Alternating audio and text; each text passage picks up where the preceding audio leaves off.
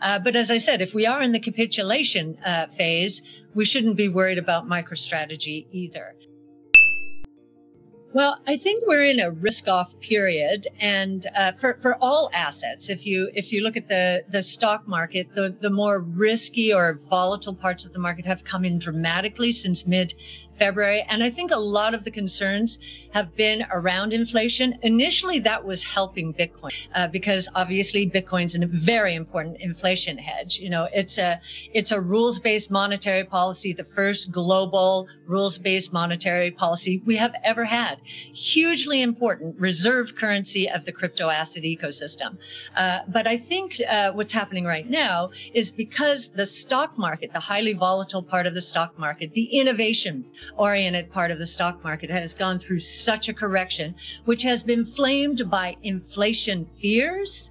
I think the correlations among volatile assets are going to one right now, and that's including. The one thing that has changed here, however, is the environmental concerns around Bitcoin in particular. People like Elon Musk to pull away and say, whoa, whoa, whoa, whoa, let me make sure I understand this. And we believe that even this is going to change because, first of all, right now, the percentage of Bitcoin mined with renewables and hydroelectric power is quite substantial. I think in China, it's over 50% in renewables. And we also believe, and we wrote a paper in conjunction with Square on this, we believe that Bitcoin mining integrated into the distributed grid, and by that I mean solar roofs, power walls in homes, utilities, merchant power producers, starting to include Bitcoin mining in the ecosystem. Why would they do that? They would do it because renewables are intermittent power sources, right? Weather, is it sunny or not? Wind, is it windy or not? And Bitcoin mining could take off if there's excess energy from solar being loaded into power walls. It can be offloaded into Bitcoin mining, and the whole ecosystem, therefore, becomes much more economic. If this happens, we believe that the adoption of solar is going to accelerate dramatically because there's another profit center associated with it, Bitcoin mining. You never know how low is low when a market gets very emotional. So traders, once that happened, they just dump. Some just dump and run. We were looking at all the indicators this morning. They are all suggesting that we are in the capitulation phase, which is a really great time to buy, no matter what the asset is. A capitulation phase is buy. It's on sale. You know, if traders, and there are a lot of speculators in Bitcoin, if they are running for the hills just because Bitcoin has broken through a moving average that is important to them, it could continue. But all of our indicators are saying this is capitulation right now. This is the only asset where you can see exactly who's doing what, when, why, and how. And all of those metrics are saying this is a capitulation. This is as bad as it got during the coronavirus crisis. We were worried that Tesla would run out of cash. Of course, ARK was not worried, but the world was worried 2 years ago that it would run out of cash. It has so much cash now that it has the luxury to put 5 to 8% in Bitcoin. So MicroStrategy is another company. It has almost all its cash in Bitcoin. That's perhaps something different, you know. But as I said, if we are in the capitulation phase, we shouldn't be worried about MicroStrategy either. We do believe this is a new asset class and that institutions, they are looking at it right now because the correlations of relative returns and total returns compared to other asset classes tends to be very low over time. And so they have to look at it. Now, ESG might prevent a move in wholesale, but we do believe that once they understand how renewables are becoming incorporated into the Bitcoin mining ecosystem, and that Bitcoin mining might accelerate the adoption of solar, and I think Elon will come back and be a part of that ecosystem as well. Well, I think he moved in because he's been watching, like we all have, basically unhinged monetary policies. They're not tied to anything anymore.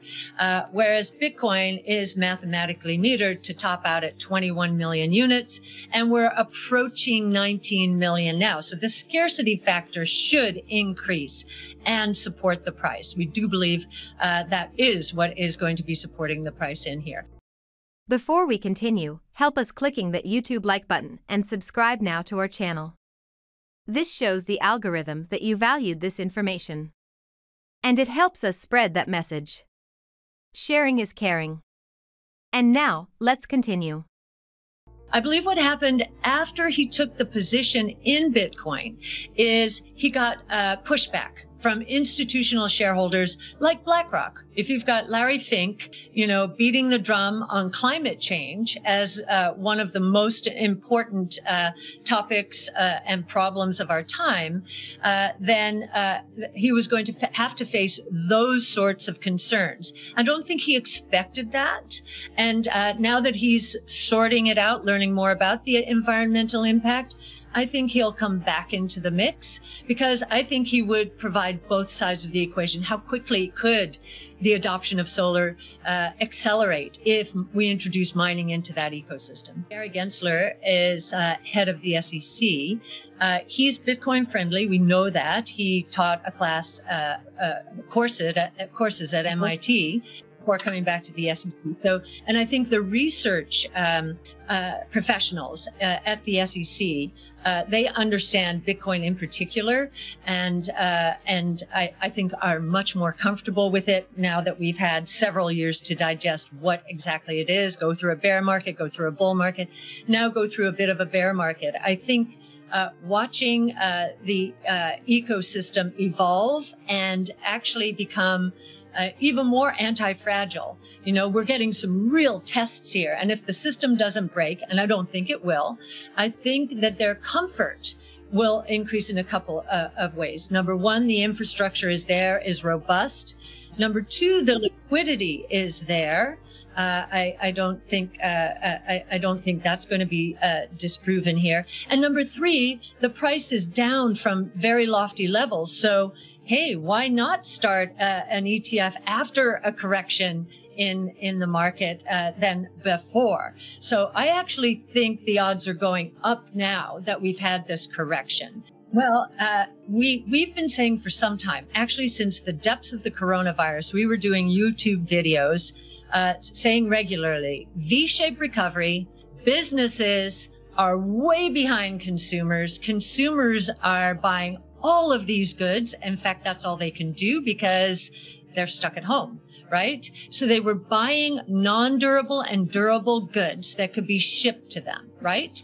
That part of consumption is 1/3 of consumption, and a disproportionate amount or percentage of the market basket of consumers was in goods for the past year. Businesses didn't expect it. They were behind even before the coronavirus.